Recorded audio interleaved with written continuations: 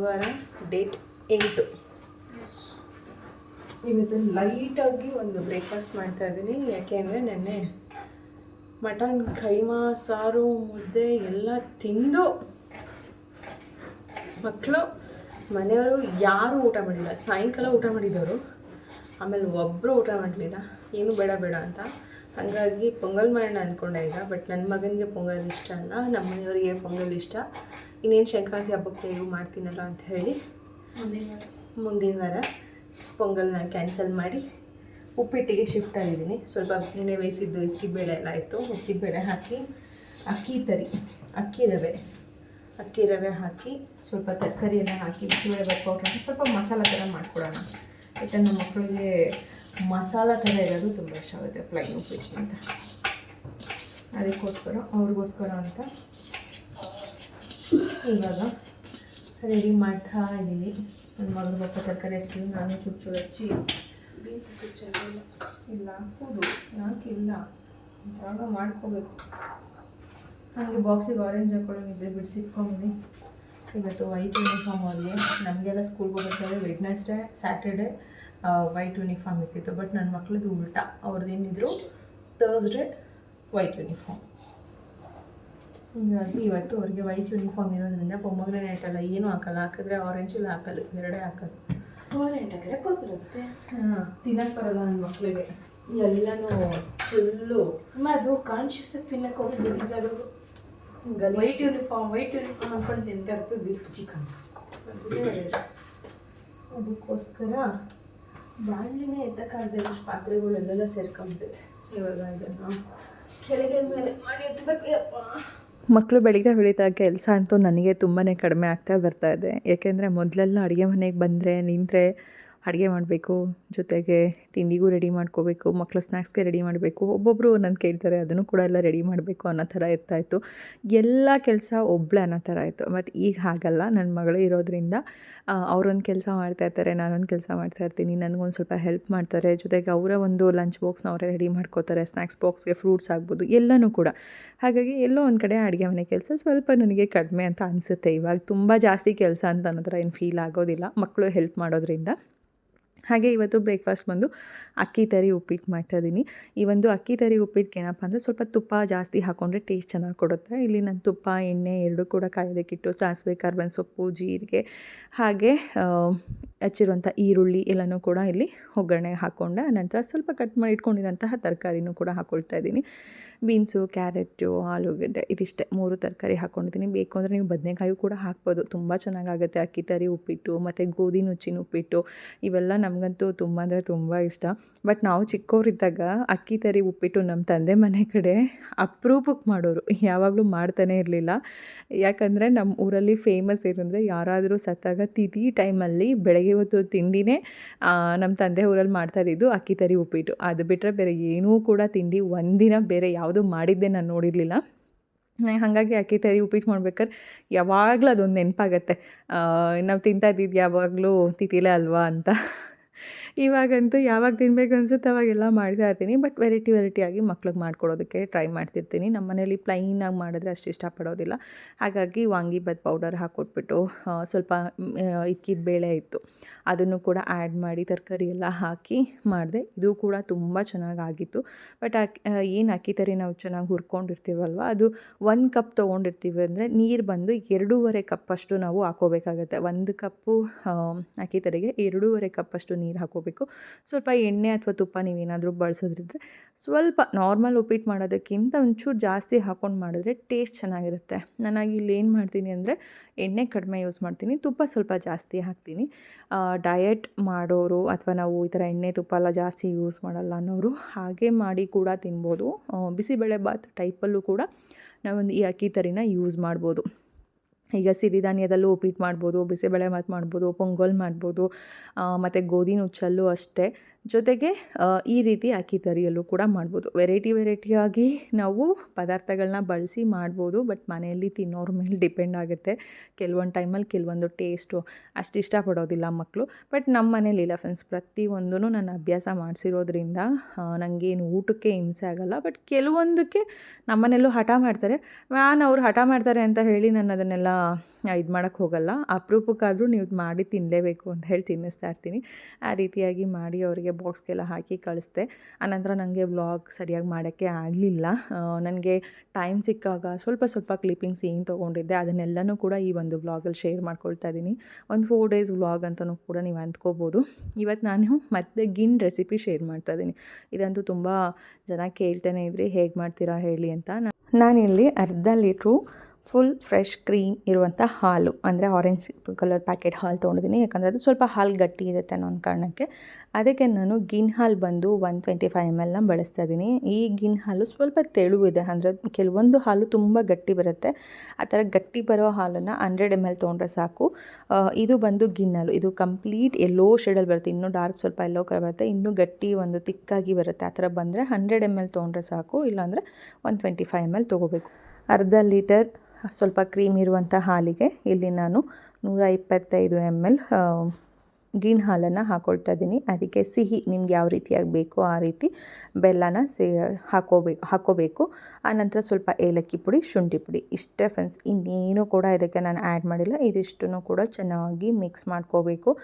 ಬೆಲ್ಲ ಕಂಪ್ಲೀಟ್ ಕರಗಿರಬೇಕು. ನೀವು ಟೇಸ್ಟ್ ಮಾಡ್ಬೋದು, ಸ್ವೀಟ್ ಏನಾದರೂ ಬೇಕು ಅಂದರೆ ಆ್ಯಡ್ ಮಾಡ್ಕೊಳ್ಳಿ. ನಾನು ಒಂದು ಅರ್ಧ ಲೀಟ್ರ್ ಹಾಲಿಗೆ ಒಂದು 1/4 kg ಅಷ್ಟಾದರೂ ಬೆಲ್ಲ ಹಾಕ್ತೀನಿ, ಸ್ವೀಟ್ ಸ್ವಲ್ಪ ಜಾಸ್ತಿ ಇದ್ದರೆ ಚೆನ್ನಾಗಿರುತ್ತೆ ಅಂತ. ಆನಂತರ ಇದನ್ನು ಕಂಪ್ಲೀಟ್ ಸೋಸ್ಕೊಳ್ತೀನಿ. ಯಾಕಂದರೆ ಬೆಲ್ಲದಲ್ಲಿ ಏನಾದರೂ ಕಲ್ಲಿದ್ದರೆ ಅಷ್ಟು ಚೆನ್ನಾಗಿರೋದಿಲ್ಲ ಅನ್ನೋ ಒಂದು ಕಾರಣಕ್ಕೆ. ಹಾಗಾಗಿ ನಾನಿಲ್ಲಿ ಬೆಲ್ಲನ ಸೋಸಿ ಹಾಕ್ಕೊಳ್ತೀನಿ. ಇದೇನಪ್ಪ ಅಂದರೆ ಯಾವುದೇ ಕಾರಣಕ್ಕೂ ಕಾಯಿಸಿ ಇಟ್ಟಿರುವಂಥ ಹಾಲಿಗೆ ಗಿಣ್ ಹಾಲನ್ನು ಮಿಕ್ಸ್ ಮಾಡಿದ್ರೆ ಚೆನ್ನಾಗಿ ಬರೋದಿಲ್ಲ. ಜೊತೆಗೆ ಕ್ರೀಮ್ ಇಲ್ಲದೆ ಇರುವಂಥ ಹಾಲುಗಳನ್ನ ಬಳಸಿ ಮಾಡಿದರೂ ಕೂಡ ಟೇಸ್ಟು ಚೆನ್ನಾಗಿರೋದಿಲ್ಲ. ಹಾಗಾಗಿ ಹಾಲು ಬೇಯಿಸಿರಬಾರ್ದು. ಮತ್ತು ಸ್ವಲ್ಪ ಕ್ರೀಮ್ ಜಾಸ್ತಿ ಇರುವಂಥದ್ದು, ಫ್ಯಾಟ್ ಅಂಶ ಜಾಸ್ತಿ ಇರುವಂಥ ಹಾಲನ್ನು ತೊಗೊಂಡು, ನೀವು ಗಟ್ಟಿ ಹಾಲನ್ನು ತೊಗೊಂಡು ನೀವು ಮಾಡೋದ್ರಿಂದ ಸಖತ್ತಾಗಿ ಸೂಪರಾಗಿ ಬರುತ್ತೆ. ಇದಂತೂ ನಮ್ಮ ಮನೇಲಿ ಎಲ್ಲರಿಗೂ ಮೋಸ್ಟ್ ಫೇವ್ರೆಟ್ ಅನ್ಬೋದು. ಇದನ್ನು ನಾನು ಕುಕ್ಕರಲ್ಲಿ ಒಂದು ವಿಷಲ್ನ ಹಾಕ್ಸ್ಕೊಳ್ತೀನಿ. ನೀವು ಇಲ್ಲಾಂದರೆ ಇಡ್ಲಿ ಪಾತ್ರೆ, ಹಬೆ ಪಾತ್ರೆಯಲ್ಲೂ ಕೂಡ ಇದನ್ನು ನೀವು ಬೇಯಿಸ್ಕೋಬೋದು. ನನಗೇನಂದರೆ ಇಡ್ಲಿ ಪಾತ್ರೆಯಲ್ಲಿಟ್ಟರೆ ಅಥವಾ ಹಬೆ ಪಾತ್ರೆಯಲ್ಲಿಟ್ಟರೆ ಆವಾಗವಾಗ ತೆಗೆದು ಬೆಂದಿದೆಯಾ ಇಲ್ವಾ ನೋಡೋ ಬದಲು, ಸ್ಪೂನ್ ಚುಚ್ಚಿ ಅದೆಲ್ಲ ಮಾಡೋ ಬದಲು ಕುಕ್ಕರಲ್ಲಿ ಇಟ್ಬಿಟ್ಟು ಒಂದು ವಿಷಲ್ ಹಾಕ್ಸ್ಬಿಡ್ಬೇಕು. ಈ ಗಿಣ್ಣನ್ನು ಯಾವಾಗಲೂ ರಾತ್ರಿ ಹೊತ್ತು ಮಾಡಿಬಿಡ್ಬೇಕು. ರಾತ್ರಿ ಹೊತ್ತು ಮಾಡಿ ನೀವು ಬೆಳಗ್ಗೆ ಹೊತ್ತು ತೆಗೆದ್ರೆ ಬೆಟರ್. ಬೆಳಗ್ಗೆ ಹೊತ್ತು ಮಾಡಿ ಆವಾಗಲೇ ನಾವು ತೆಗಿತೀವಿ ಅಂದರೆ ಅಷ್ಟು ನೀಟಾಗಿ ಬರೋದಿಲ್ಲ. ಇದು ಕಂಪ್ಲೀಟ್ ತಣ್ಣಗಾಗಬೇಕು, ಕೂಲಾಗಿ ಆಗಬೇಕು, ಆವಾಗ ತುಂಬ ಚೆನ್ನಾಗಿರುತ್ತೆ. ಈ ಥರ ಸ್ಲೈಸ್ ಮಾಡ್ಬೋದು. ಇದು ಏನು ನೀರು ಅದರದ್ದೇ ಬೆಲ್ಲದ ನೀರು, ಅಂದರೆ ಸ್ಟಾರ್ಟಿಂಗ್ ನಿಮ್ಗೆ ಏನೂ ಕಾಣಿಸೋದಿಲ್ಲ. ನೀಟಾಗಿ ಕಂಪ್ಲೀಟ್ ನಾನು ತೋರಿಸಿದ್ದೀನಿ ಎಷ್ಟೋ ಸರಿ ಅದನ್ನು ಕೂಡ ಯಾವ ರೀತಿಯಾಗಿರುತ್ತೆ ಅಂತ. ನಾವು ಕಟ್ ಮಾಡಿದಾಗ ಆ ಥರ ನೀರು ಬಿಟ್ಕೊಳ್ಳುತ್ತೆ. ಆ ನೀರು ಜೊತೆನೇ ತೊಗೊಂಡು ತಿನ್ನುವಂಥದ್ದು ತುಂಬ ಅಂದರೆ ತುಂಬ ಚೆನ್ನಾಗಿರುತ್ತೆ. ಹಾಗಾಗಿ ಹಿಂದಿನ ದಿನನೇ ನಾನು ಗಿಣ್ ಮಾಡಿಟ್ಟಿದ್ದೆ. ಹಾಗೆ ಸ್ವಲ್ಪ ಫ್ರಿಜ್ಜಲ್ಲಿ ಎಲ್ಲ ಥರ ಪಲ್ಯ, ಗೊಜ್ಜು ಅದು ಇದು ಎಲ್ಲ ಉಳಿದಿತ್ತು. ಅದನ್ನೆಲ್ಲ ಇವತ್ತು ಕಂಪ್ಲೀಟ್ ಖಾಲಿ ಮಾಡಿಬಿಡೋಣ ಅಂತ ಅಂದ್ಕೊಂಡು, ಏನಿತ್ತು ಮನೇಲಿ ಉಳಿದಿದ್ದಲ್ಲ ಅದನ್ನು ಇವಾಗ ಖಾಲಿ ಮಾಡೋಣ ಅಂಥೇಳಿ ತಿಂಡಿಗಿಲ್ಲಿ ರೆಡಿ ಮಾಡ್ಕೊಳ್ತಾ ಇದ್ದೀನಿ. ಹಾಗೆ ಕೆಲವೊಂದು ಪ್ರಶ್ನೆಗಳ್ನ ಕೇಳ್ತಾನೆ ಇರ್ತೀರ. ಯಾರಾದರೂ ನನ್ನ ಬ್ಲಾಗಲ್ಲಿ ಕಾಣಿಸಿಲ್ಲ ಅಂದರೆ ಇವ್ರು ಯಾಕಿಲ್ಲ ಅವ್ರು ಯಾಕಿಲ್ಲ ಅಂತ. ಅದ್ರ ಬಗ್ಗೆ ಇವತ್ತು ನಿಮಗೆ ಜೊತೆ ಹೇಳೋಣ ಅಂತಿದ್ದೀನಿ. ಯಾರಾದರೂ ನನ್ನ ವ್ಲಾಗಲ್ಲಿ ಕಾಣಿಸಿಲ್ಲ ಅಂದರೆ ನಾವು ಜಗಳ ಆಡಿದ್ದೀವಿ ಅಥವಾ ನಮಗೂ ಅವ್ರಿಗೂ ಏನೂ ಆಗಿದೆ, ದಯವಿಟ್ಟು ಆ ಥರ ತಿಳ್ಕೊಬೇಡಿ. ಆ ಥರದ್ದು ಯಾವುದೇ ರೀತಿಯಾದಂಥದ್ದು ಏನೂ ಕೂಡ ಇಲ್ಲ. ಇವತ್ತು ಬೆಳಗ್ಗೆ ಗಿಣ್ ಮಾಡಿದ್ದೆ, ಅಂದರೆ ಹಿಂದಿನ ದಿನವೇ ಮಾಡಿಟ್ಟಿದ್ದೆ ಗಿಣ್ಣು. ವೆಹಿಕಲ್ ಸೌಂಡ್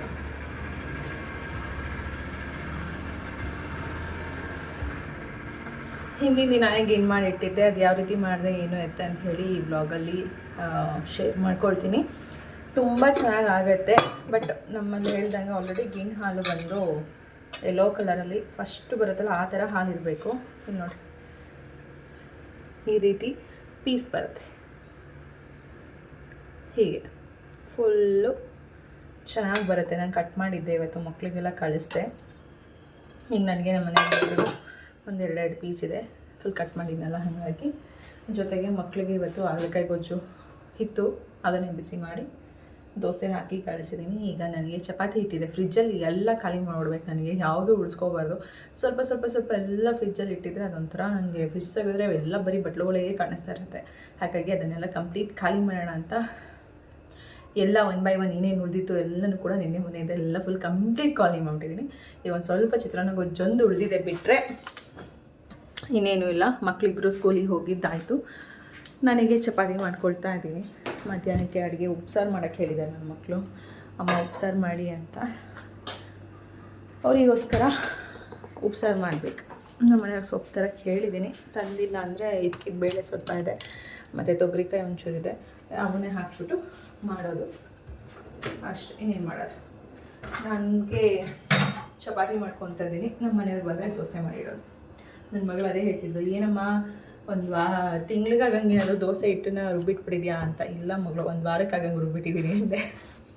ಏಕೆಂದರೆ ಈಗ ಮೊನ್ನೆ ಎಲ್ಲ ಕೈಮಾ ಸಾರು ಮಾಡಿದ್ನ, ದೋಸೆ ಇಟ್ಟಿದ್ದಕ್ಕೆ ದೋಸೆ ಹಾಕ್ಕೊಟ್ಟೆ. ಮೊಳಕೆ ಕಾಳು ಸಾರು ಮಾಡಿದ್ನ, ಅವತ್ತು ಕೂಡ ದೋಸೆ ಹಾಕ್ಕೊಟ್ಟೆ ರಾತ್ರಿ ಹೊತ್ತು ತಿನ್ನಬೇಕು ಅಂತ ಅನಿಸ್ದಾಗ. ಈಗ ಹಾಗಲಕಾಯಿ ಗೊಜ್ಜಿತ್ತಾ, ಸ್ಯಾಟರ್ಡೇ ಇವತ್ತು ಬಾಕ್ಸ್ ಇಲ್ಲ ಏನಿಲ್ಲ ಇರ್ತಿಲ್ಲ, ಅದಕ್ಕೆ ದೋಸೆ ಹಾಕ್ಕೊಟ್ಟೆ. ಅಂದರೆ ನಮ್ಗೆ ಯಾವಾಗೆಲ್ಲ ತಿನ್ನಬೇಕು ಅನಿಸುತ್ತೋ ದೋಸೆ ಇಟ್ಟಿದ್ರೆ ಆರಾಮ್ಸಾಗಿ ದೋಸೆ ಹಾಕೋತೀವಿ. ನಮ್ಮ ಮನೇಲಿ ಇಡ್ಲಿ ತಿನ್ನಲ್ಲ ಯಾರೋ ಅಷ್ಟಾಗಿ, ದೋಸೆ ಆದರೆ ಚೆನ್ನಾಗಿ ತಿಂತಾರೆ. ಅದಕ್ಕೆ ದೋಸೆಗೆ ಫುಲ್ ರುಬ್ಬಿ ಇಟ್ಬಿಟ್ಟಿದ್ದೀನಿ. ಅದೊಂದು ಖಾಲಿ ಮಾಡಬೇಕು.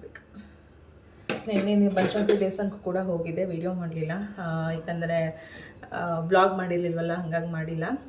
ಬನಶಂಕರಿಯಲ್ಲಿ ಜಾತ್ರೆ ಮಹೋತ್ಸವ ಎಲ್ಲ ನಡೀತು. ಬಟ್ ತುಂಬ ಅಂದರೆ ತುಂಬ ಜನ ಇರ್ತಾರೆ ಫ್ರೆಂಡ್ಸ್. ಹಾಗಾಗಿ ಆ ಜನ ಇರುವಂತಹ ಟೈಮಲ್ಲಿ ಆ ನೂಕು ನುಗ್ಲಲ್ಲಿ ಹೋಗಿ ಬನಶಂಕರಮ್ಮನ ನೋಡಿದ್ರೂ ಕೂಡ ನನಗೆ ಅದು ಸಮಾಧಾನ ಆಗೋದಿಲ್ಲ. ಮತ್ತು ನಮಗೂ ಕೂಡ ಹಿಂಸೆ ಆಗ್ತಾ ಇರುತ್ತೆ ಅಲ್ಲಿ ನಿಂತ್ಕೊಳ್ಳೋದಕ್ಕೆ, ಓಡಾಡೋಕ್ಕೆ ಎಲ್ಲ ಭಯನೂ ಕೂಡ ಆಗುತ್ತೆ. ಜನಗಳ ಮಧ್ಯದಲ್ಲಿ ಒಂಥರ ಅಷ್ಟು ಜನಗಳು ನೂಕು ನುಗ್ಲಲ್ಲಿ ಹೋಗೋಕ್ಕೆ. ಅದಕ್ಕೋಸ್ಕರ ನಾನು ಜಾತ್ರೆ ಎಲ್ಲ ಮುಗ್ದಿತ್ತು, ಆರಾಮಾಗಿರುತ್ತಲ್ಲ ಅಂದ್ಬಿಟ್ಟು ನೆನ್ನೆ ಹೋಗಿ ದರ್ಶನ ಮಾಡ್ಕೊಂಡು ಬಂದೆ. ಬಟ್ ಇತ್ತೀಚೆಗೆ ಯಾಕೋ ಗೊತ್ತಿಲ್ಲ, ಬನಶಂಕರಮ್ಮನಲ್ಲೂ ಕೂಡ ತಿರುಪತಿ ಥರನೇ ಮಾಡಿಬಿಡ್ತಿದ್ದಾರೆ. ಒಂದು 2 ನಿಮಿಷನೂ ನಿಲ್ಲಕ್ಕೆ ಬಿಡ್ತಿಲ್ಲ, ಹೋಗಿ ಹೋಗಿ ಹೋಗಿ ಹೋಗಿ ಹೋಗಿ ಅಂತಾರೆ. ಯಾವತ್ತು ಹೋಗಿ ನೋಡಬೇಕನ್ನೋದೇ ಗೊತ್ತಾಗೋದಿಲ್ಲ. ಅಮ್ಮನ ವಾರಗಳಲ್ಲಿ ಹೋಗಿ ನೋಡೋಕ್ಕಂತೂ ಆಗಲ್ಲ. ಇನ್ನು ಉಳಿದಿದ್ದಂಥ ಸೋಮವಾರ, ಬುಧವಾರ, ಗುರುವಾರ ಇಂಥ ದಿನದಲ್ಲೇ ಹೋಗಿ ನಾವು ನೋಡ್ಕೊಂಬರ್ಬೇಕಾಗತ್ತೆ. ದೇವರನ್ನ ನೋಡಬೇಕು, ಮನಸ್ಫೂರ್ತಿಯಾಗಿ ಕಣ್ ತುಂಬ ಅಂದರೆ ಅಂಥ ದಿನ ಹೋಗಬೇಕಾಗತ್ತೆ ಅನಿಸುತ್ತೆ. ಅಷ್ಟು ರಶ್ಶು ಬನಶಂಕರಿಯಲ್ಲೂ ಕೂಡ ಈಗ. ಓಕೆ, ಇವಾಗ ನಮ್ಮ ಕೆಲಸ ಶುರು ಮಾಡ್ಕೋಬೇಕು. ಸ್ವಲ್ಪ ತಿಂಡಿ ಮಾಡಿಬಿಟ್ಟು, ಪೇಪರೆಲ್ಲ ಓದಿಲ್ಲ ಇನ್ನೂ ನಾನು. ಗಿಡಕ್ಕೆಲ್ಲ ನೀರು ಹಾಕಕ್ಕೆ ಹೋಗಿದ್ದೆ, ಗಿಡಗಳಿಗೆಲ್ಲ ನೀರು ಹಾಕಿ ಮಾಡಿ ಮುಗಿಸಿ ಬಂದು ಇವಾಗ ತಿಂಡಿ ಮಾಡ್ಕೊಳ್ತಾ ಇದ್ದೀನಿ.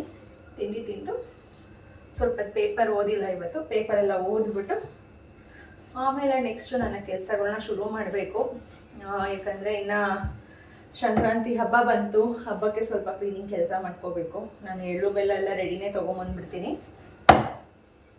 ಯಾಕಂದರೆ ಕೊಬ್ಬರಿ ಎಲ್ಲ ಕಟ್ ಮಾಡೋಕ್ಕೆ, ಬೆಲ್ಲ ಕಟ್ ಮಾಡೋಕ್ಕೆ ಸ್ವಲ್ಪ ಕಷ್ಟ ಆಗುತ್ತೆ. ಮಾಲ್ಟ್ ಕೆಲಸಗಳೇ ಇರುತ್ತೆ, ಆ ಕೆಲಸದ ಮಧ್ಯದಲ್ಲಿ ಈ ಕೆಲಸ ಮಾಡೋದು ಸ್ವಲ್ಪ ಕಷ್ಟ. ಹಂಗಾಗಿ ರೆಡಿ ತೊಗೊಂಬಂದೆ, ಪ್ಯಾಕ್ ಮಾಡಿಬಿಟ್ಟು ಮಗಳ ಕೈ ಕೊಡಿಸೋದು ಅಷ್ಟೇ.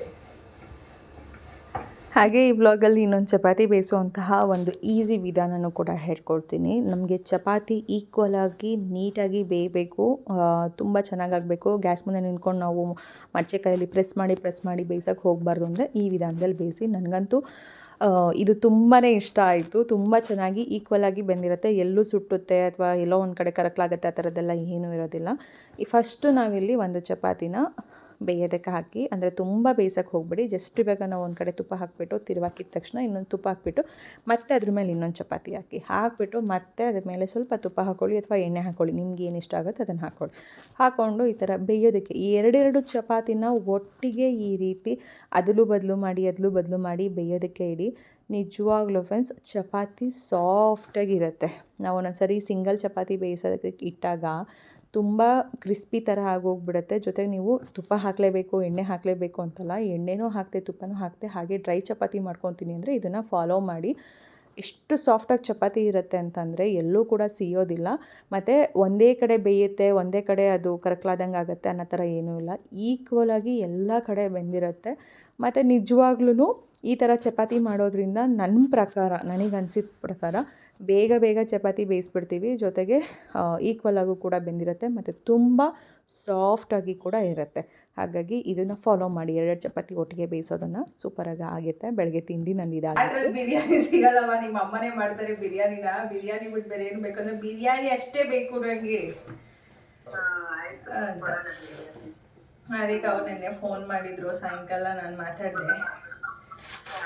ನಾನೇನಾದರೂ ಕೆಲಸ ಮಾಡಬೇಕಾದ್ರೆ ಹೇಳಬೇಕಂದ್ರೆ ಫ್ರೆಂಡ್ಸಿಗೆ, ಫ್ಯಾಮಿಲಿಗೆ ಫೋನ್ ಮಾಡಿಕೊಂಡೇ ಮಾಡ್ತಾಯಿರ್ತೀನಿ. ಯಾಕಂದರೆ ಕೆಲವೊಂದು ಟೈಮಲ್ಲಿ ನನಗಿರೋ ಕೆಲಸದಲ್ಲಿ ಯಾರ ಜೊತೆನೂ ಮಾತಾಡೋಕ್ಕಾಗೋದಿಲ್ಲ. ಈ ಥರ ಅಡುಗೆ ಮೇಲೆ ಏನೋ ಕೆಲಸ ಮಾಡಬೇಕಾದ್ರೆ ನಾನು ಮಾತಾಡೋದು. ಹಾಗಾಗಿ ಇವತ್ತು ಅಮ್ಮ ಜೊತೆ ಮಾತಾಡ್ತಾ ಇದ್ದೆ. ಸುಮಾರು ಜನ ನನಗೆ ಕೇಳ್ತಾಯಿದ್ರಿ, ಅಮ್ಮ ವ್ಲಾಗಲ್ಲಿ ತೋರಿಸ್ತಾ ಇಲ್ಲ, ಯಾಕೆ, ಎಲ್ಲಿ ಹೋದರು, ಅಪ್ಪ ಅಮ್ಮ ಇಬ್ಬರು ಕಾಣಿಸ್ತಾ ಇಲ್ಲ, ಏನಾದರೂ ಅಪ್ಪ ಅಮ್ಮನ ಜೊತೆ ಜಗಳ ಆಯಿತಾ ಅಂತ. ನಿಮಗೆ ಅನ್ನಿಸುತ್ತಾ ನಾನು ನಮ್ಮ ಅಪ್ಪ ಅಮ್ಮನ ಜೊತೆ ಜಗಳ ಮಾಡ್ತೀನಿ, ಅವರಿಂದ ನಾನು ದೂರ ಆಗ್ತೀನಿ ಅಂತ ನಿಮ್ಗೆ ಏನಾದರೂ ಹಾಗೆ ಅನಿಸುತ್ತಾ ಅಂತ ಕಮೆಂಟ್ ಮಾಡಿ. ನಾನು ಆ ಥರ ಇದ್ದೀನ? ಯಾಕಂದರೆ ಇಷ್ಟು ವರ್ಷದಿಂದ ನೀವು ನೋಡ್ಕೊಂಬರ್ತಾ ಇದ್ದೀರಾ, ಅಥವಾ ಅವರು ನನ್ನ ಬಗ್ಗೆ ಆ ಥರ ಅಂದ್ಕೊಳ್ಳೋದ್ರಲ್ಲಿ ಅವ್ರು ಇದ್ದಾರಾ ಅಂತ ಕಮೆಂಟ್ ಮಾಡಿ. ನೆಕ್ಸ್ಟು ವ್ಲಾಗಲ್ಲಿ ಇದಕ್ಕೆ ಉತ್ತರ ಸಿಗುತ್ತೆ ಅಂತ ಹೇಳ್ತೀನಿ ನಾನು. ಯಾಕಂದರೆ ನಾನು ಹೇಳೋದಕ್ಕಿಂತ ಏನಾಗಿದೆ, ಯಾಕೆ ಅವ್ರು ನನ್ನ ವ್ಲಾಗಲ್ಲಿ ಕಾಣಿಸ್ತಾ ಇಲ್ಲ, ರೀಸನ್ ಏನು ಅನ್ನೋದಕ್ಕೆ ಒಂದು ಕ್ಲಾರಿಟಿ ನಿಮಗೆ ಅವ್ರ ಕಡೆಯಿಂದನೇ ಸಿಕ್ಕಿದ್ರೆ ಒಂದು ಒಳ್ಳೆಯದು ಅಂತ ನನ್ನ ಒಂದು ಅನಿಸಿಕೆ. ಯಾಕಂದರೆ ಎಷ್ಟೋ ಜನ ಅಂದ್ಕೊಳ್ತೀರಾ, ನೀವೇನು ಜಗಳನೇ ಆಡಲ್ವಾ, ನೀವೇನು ಕೋಪನೇ ಮಾಡ್ಕೊಳ್ಳಲ್ವಾ ಅಮ್ಮ ಮಗಳು ಅಂತ. ನಾವೆಲ್ಲ ಮಾಡ್ತೀವಿ, ಜಗಳನೂ ಮಾಡ್ತೀವಿ, ಕೋಪನೂ ಮಾಡ್ಕೊತೀವಿ. ನಮ್ಮ ಅಮ್ಮನಿಗಂತೂ ಬೇಗನೆ ಮುನ್ಸು, ಅದರಲ್ಲಂತೂ ನನಗಿಂತ ಹೆಚ್ಚು ಬೇಗ ಕೋಪ ಮಾಡ್ಕೊಳ್ಳೋದೇ ನಮ್ಮಮ್ಮ. ಬಟ್ ನಾನು ಯಾವತ್ತೂ ಮಾಡ್ಕೊಳ್ಳೋದಿಲ್ಲ. ಅವ್ರು ಏನೇ ಮಾಡಿದ್ರು ಕೂಡ ಮತ್ತೆ ಹೋಗಿ ಮಾತಾಡಿಸೋವಂಥದ್ದು, ಕೋಪ ಮಾಡಿಕೊಂಡು ಸಮಾಧಾನ ಮಾಡುವಂಥದ್ದು ಎಲ್ಲ ನಾನೇ. ಅದೇನೋ ಗೊತ್ತಿಲ್ಲ, ಎಲ್ಲ ಕಡೆಯಿಂದನೂ ಸೋಲುವಂಥದ್ದು ನಾನೇ. ಯಾರೂ ಕೂಡ ನನಗೆ ಸೋಲೋ ಅಂಥದ್ದು ಇಲ್ಲವೇ ಇಲ್ಲ. ಅವರೇ ತಪ್ಪು ಮಾಡಿದ್ರು ಕೂಡ ನಾನೇ ಸೋಲ್ತೀನಿ, ನಾನು ತಪ್ಪು ಮಾಡಿದ್ರು ಕೂಡ ನಾನೇ ಸಾರಿ ಕೇಳ್ತೀನಿ. ಆ ಥರ ನನ್ನ ಒಂದು ಸ್ವಭಾವ ಅಂದರೆ ಆ ಥರ ಇರುವಂಥದ್ದು. ಬಟ್ ನಮ್ಮ ಅಪ್ಪ ಅಮ್ಮನ ಹತ್ರ ಇಷ್ಟು ದಿನ ನನ್ನ ವ್ಲಾಗಲ್ಲಿ ತೋರಿಸ್ತಾ ಇರೋದಕ್ಕೆ, ಅವರು ನನ್ನ ಮನೆಗೆ ಬರದೇ ಇರೋದಕ್ಕೆ, ನಾನು ಅವ್ರ ಮನೆಗೆ ಹೋಗದೇ ಇರೋದಕ್ಕೆ ಕೆಲವೊಂದು ಕಾರಣಗಳು ಇದ್ದಾವೆ. ಬಟ್ ಇನ್ನು ಮುಂದೆ ಸ್ವಲ್ಪ ಕಷ್ಟನೇ ಆಗಬಹುದು ಅಪ್ಪ ಅಮ್ಮ ನನ್ನ ವ್ಲಾಗಲ್ಲಿ ಬರೋದಕ್ಕೆ. ಯಾಕಂದರೆ ತುಂಬ ಅವರು ಬ್ಯುಸಿಯಾಗಿದ್ದಾರೆ ಅವ್ರ ಲೈಫಲ್ಲಿ, ನಾನು ಕೂಡ ತುಂಬ ಬ್ಯುಸಿಯಾಗಿದ್ದೀನಿ. ಅವ್ರಿಗೆ ಆದಂತಹ ಸ್ವಲ್ಪ ಟೈಮ್ ಅವ್ರಿಗೆ ಕೊಡಬೇಕಲ್ವ. ಯಾವಾಗಲೂ ನಾನು ಅಂತ ಹೋಗೋದು ತಪ್ಪು. ಜೊತೆಗೆ ಇವಾಗ ನಮ್ಮ ಮಕ್ಕಳ ಜವಾಬ್ದಾರಿನೂ ನಮಗೆ ಜಾಸ್ತಿ ಆಗ್ತಾಯಿದೆ. ಮಗಳು ಈಗ ನೆಕ್ಸ್ಟು 9th ಸ್ಟ್ಯಾಂಡರ್ಡ್ಗೆ ಹೋಗ್ತಿದ್ದಾರೆ. ಅವ್ರ ಕಡೆ ಎಜುಕೇಷನ್ ಬಗ್ಗೆ ನಾನು ಸ್ವಲ್ಪ ಕಾಳಜಿ ವಹಿಸ್ಬೇಕು, ಗಮನ ಕೊಡಬೇಕು. ಸುಮಾರು ನಮ್ಮದೇ ಆದಂಥ ಕೆಲವೊಂದು ಏನಂತ ಹೇಳ್ತಾರೆ ಜವಾಬ್ದಾರಿಗಳು ದಿನದಿಂದ ದಿನಕ್ಕೆ ಹೋಗ್ತಾ ಇದೆ. ಈಗ ಮದುವೆಯಾಗಿ 15 ವರ್ಷದಿಂದ ನಾನು ಆಲ್ಮೋಸ್ಟ್ ನನ್ನ ಅಮ್ಮ ಮನೇಲೇ ಅಂತ ಹೇಳ್ಬೋದು ಇದ್ದಿದ್ದು, ಹೋಗ್ತಾ ಇದ್ದಿದ್ದು, ಬರ್ತಾ ಇದ್ದಿದ್ದು.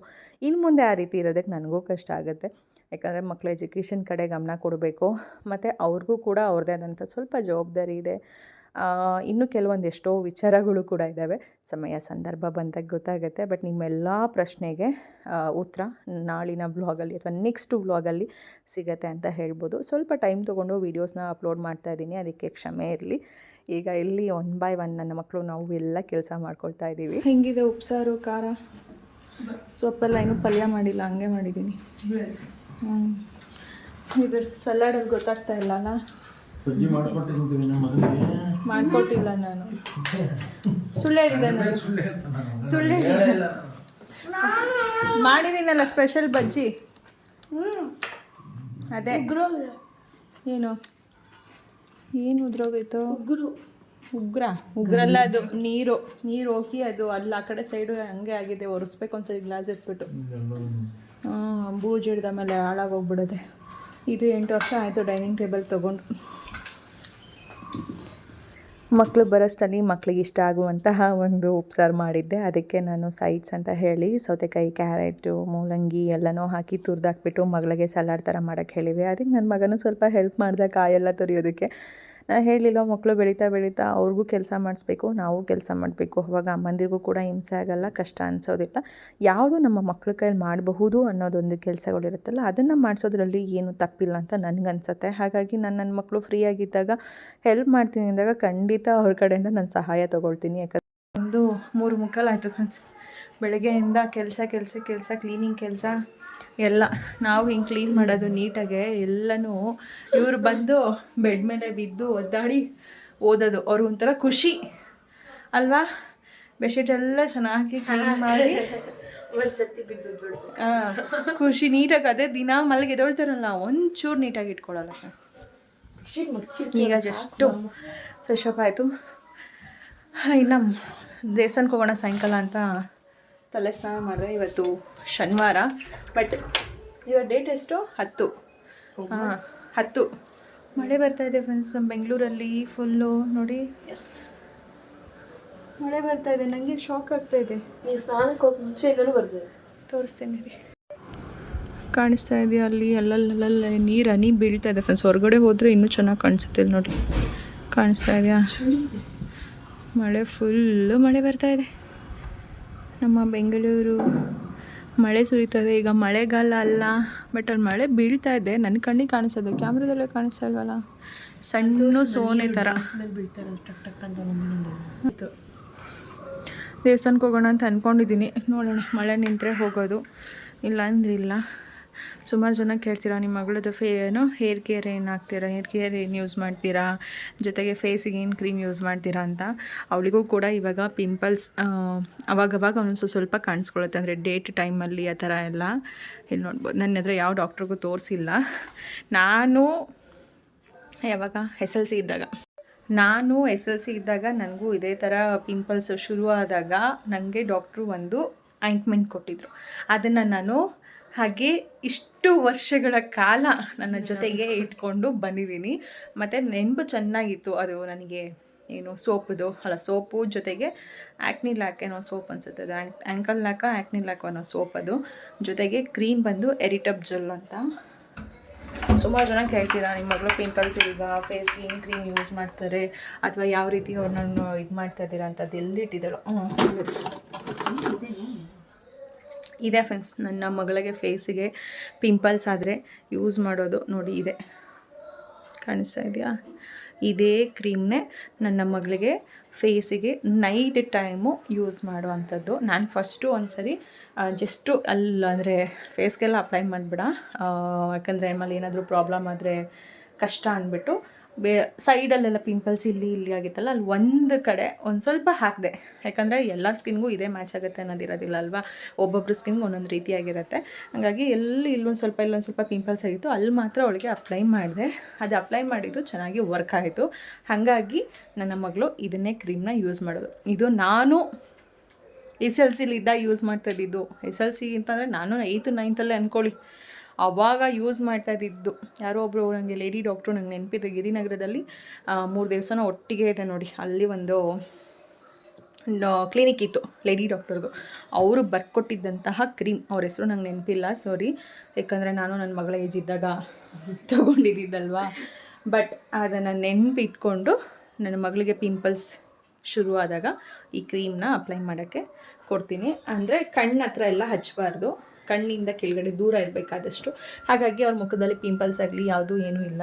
ಈಗ ಒಂದು ಕ್ರೀಮ್ನ ಯೂಸ್ ಮಾಡ್ತಾರೆ. ಬಟ್ ನೀವು ಯಾರಾದರೂ ಯೂಸ್ ಮಾಡಬೇಕು ಅನ್ನೋರಿದ್ದರೆ ಒಂದು ಸರಿ ಡಾಕ್ಟರ್ನ ಕೇಳಿ ಯೂಸ್ ಮಾಡಿ. ಇಲ್ಲಾಂದರೆ ಸ್ವಲ್ಪ ಟೆಸ್ಟ್ ಮಾಡಿ, ಸ್ಕಿನ್ ಟೆಸ್ಟ್ ಮಾಡಿಕೊಂಡು ಫೇಸಲ್ಲಿ ಎಲ್ಲಾದರೂ ಸೈಡಲ್ಲಿ ಒಂದು ಕಡೆ ಅಪ್ಲೈ ಮಾಡಿ 1-2 ಡೇಸ್ ನೋಡಿ ಕಡಿಮೆ ಆಯಿತು ಅಂದರೆ ಯೂಸ್ ಮಾಡಿ, ಇಲ್ಲಾಂದರೆ ಯೂಸ್ ಮಾಡಬೇಡಿ. ಯಾಕಂದರೆ ಸ್ಕಿನ್ ಆಮೇಲೆ ಬರ್ನ್ ಆಗೋದು, ಆಮೇಲೆ ಏನಾದರೂ ಮುಖದಲ್ಲಿ ಕಲೆಗಳು ಉಳ್ಕೊಳ್ಳೋದು, ಮತ್ತೇನಾದರೂ ಬೇರೆ ಥರ ಆಗೋದು ಪ್ರಾಬ್ಲಮ್ ಆಗುತ್ತೆ. ಮತ್ತು ಇದರಲ್ಲಿ ಮೆನ್ಷನ್ ಮಾಡಿರ್ತಾರೆ ಈ ಕ್ರೀಮ್ನ ಹಾಕ್ಕೊಂಡು ಬಿಸಿಲಿಗೆಲ್ಲ ಹೋಗಬಾರ್ದು, ಅವೆಲ್ಲನೂ ಕೂಡ ಓದ್ಕೊಂಡು ಅಪ್ಲೈ ಮಾಡಿ. ಈ ಕ್ರೀಮ್ ಹಚ್ಚೋಕ್ಕೂ ಮೊದಲು ಬಿಸಿನೀರಲ್ಲಿ ಮುಖ ತೊಳೆದು ಅಪ್ಲೈ ಮಾಡಬೇಕು. ಆನಂತರ ಬಿಸಿನೀರಲ್ಲೇ ಮುಖ ವಾಶ್ ಮಾಡಬೇಕು. ಈ ಕ್ರೀಮ್ನ ಫೇಸ್ಗೆ ಅಪ್ಲೈ ಮಾಡಿಕೊಂಡು ಯಾವುದೇ ಕಾರಣಕ್ಕೂ ಬಿಸಿಲಿಗೆ ಹೋಗೋ ಹಾಗಿಲ್ಲ, ಬರ್ನ್ ಆಗುತ್ತೆ. ಹಾಗಾಗಿ ನಾನು ನನ್ನ ಮಗಳಿಗೆ ನೈಟ್ ಟೈಮ್ ಈ ಕ್ರೀಮ್ನ ಯೂಸ್ ಮಾಡೋಕ್ಕೆ ಹೇಳ್ತೀನಿ. ಡೈಲಿ 1 ಟೈಮ್ ಅಷ್ಟೇ. ಡೈಲಿ ಹಚ್ತಾರೆ, ಪಿಂಪಲ್ಸ್ ಜಾಸ್ತಿ ಆದಾಗ. ಕಡಿಮೆ ಆದಾಗ ಬಿಟ್ಬಿಡ್ತಾರೆ. ಕಡಿಮೆ ಆದಾಗ 2 ಡೇಸ್ ಒನ್ಸು ಯೂಸ್ ಮಾಡೋದು ಅಲ್ವಾ. ನನ್ನ ಮಗಳಿಗಿನ್ನ ಕ್ಲಾಸ್ ಶುರುವಾಯಿತು, ಹೊರಡಮ್ಮ ಟೈಮ್ ಆಯಿತು ಅಂತ ಲೈಟೇ ಆಫ್ ಮಾಡಿದ್ದಾರೆ. ಜೊತೆಗೆ ಅವ್ರು ಫೇಸ್ ಕ್ರೀಮ್ ಯೂಸ್ ಮಾಡೋದು ಲ್ಯಾಕ್ಮಿ. ಎಲ್ಲೋಯ್ತು ಮಗಳು? Peach milk. ನಿಮ್ಮ ರೂಮಲ್ಲಿ ಇರಬೇಕು. ಲ್ಯಾಕ್ಮಿ ಪೀಚ್ ಮಿಲ್ಕ್ ಯೂಸ್ ಮಾಡೋದು. ನನ್ನ ರೂಮಲ್ಲಿ ಇದೆಯಂತೆ.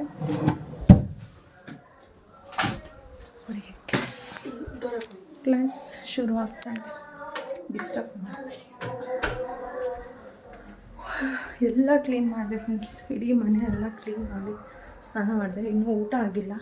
ನನಗೆ ಯಾರಾದರೂ ಏನಾದರೂ ಕಮೆಂಟ್ಸ್ ಮಾಡ್ತಾ ಇರ್ತೀರ, ಬಟ್ ನನಗೆ ಆ ಟೈಮಲ್ಲಿ ತೋರ್ಸೋಕ್ಕೆ ಹೇಳೋಕ್ಕೆ ನೆನಪೇ ಆಗಿರೋದಿಲ್ಲ. ನೆನಪಾದಾಗ ಹೇಳ್ತೀನಿ. ನನ್ನ ಮಗಳು ಯೂಸ್ ಮಾಡೋದು ಫೇಸ್ ಕ್ರೀಮ್ ಇದು Lakme peach milk vitamin E cream moisturiser. ನೋಡ್ಕೊಳ್ಳಿ, ಇದನ್ನೇ ನನ್ನ ಮಗಳಿಗೆ ನಾನು ಕೊಡೋದು. ಸೋಪ್ ಬಂದು ಡರ್ಮಾಡ್ಯೂದು ಸೋಪ್ ಬರುತ್ತೆ, ಅದನ್ನೇ ಯೂಸ್ ಮಾಡ್ತಾರೆ. ಸಮ್ಟೈಮ್ಸ್ ಪಿಂಪಲ್ಸ್ ಜಾಸ್ತಿ ಆದರೆ ಆ್ಯಕ್ನಿ ಲ್ಯಾಕ ಆ್ಯಂಡ್ ಲ್ಯಾಕ ಏನೋ ಬರುತ್ತೆ ಅದ್ರ ಹೆಸರು ನಂಗೆ ಬೈ ಬರ್ತಾಯಿಲ್ಲ. ಆ ಸೋಪನ್ನ ಯೂಸ್ ಮಾಡ್ತಾರೆ. ಫೇಸ್ ಕ್ರೀಮ್ ಮಾತ್ರ ಇದನ್ನೇ ಯೂಸ್ ಮಾಡೋದು. ಎಲ್ಲನೂ ಕೂಡ ಇವಾಗ ಸ್ವಲ್ಪ ಸ್ಕಿನ್ಗೆ ಚೇಂಜ್ ಮಾಡಲೇಬೇಕಲ್ವ, ಹಾಗಾಗಿ ಚೇಂಜ್ ಮಾಡ್ತಾನೆ ಇದ್ದೀವಿ. ನನ್ನ ಮಗಳು ಯೂಸ್ ಮಾಡೋದು ಅದು. ಆ್ಯಂಡ್ ನನ್ನ ಫೇಸ್ಗೆ ಎಲ್ಲರೂ ಕೇಳ್ತೀರಾ ಏನು ಯೂಸ್ ಮಾಡ್ತೀರಾ ಅಂತ. ನಾನು ತೋರಿಸಿದ್ದೀನಿ, ಬಟ್ ಇನ್ನೊಂದ್ಸರಿ ತೋರಿಸ್ಬಿಡ್ತೀನಿ. ಪಾಂಡ್ಸ್ ಮಾಯ್ಶ್ಚರೈಸರ್ ನಾನು ಯೂಸ್ ಮಾಡೋದು. ಇಷ್ಟೇ ಫ್ರೆಂಡ್ಸ್, ಇದಿಷ್ಟು ನನ್ನ ಮಗಳದು ಸ್ಕಿನ್ ಕೇರ್. ಹೇರ್ ಕೇರ್ಗೆ ಹೇಳಿದ್ದೀನಿ, ಬಟ್ ಇನ್ನೂ ಒಂದ್ಸರಿ ಡೀಟೇಲಾಗಿ ಹೇಳಬೇಕು ಅಂದರೆ ಹೇಳ್ತೀನಿ, ಇನ್ನೊಂದು ಬ್ಲಾಗಲ್ಲಿ ಹೇಳ್ತೀನಿ. ಯಾಕಂದರೆ ಈಗ ಹೊಟ್ಟೆ ಹಸಿತಾ ಇದೆ. ಫಸ್ಟು ಊಟ ಮಾಡ್ತೀನಿ, ಯಾಕಂದರೆ 4 ಗಂಟೆ ಆಯಿತು ಫ್ರೆಂಡ್ಸ್ ಟೈಮ್. ಹೊಟ್ಟೆ ಹಸಿತಾ ಇದೆ, ಫಸ್ಟು ಊಟ ಮಾಡ್ತೀನಿ.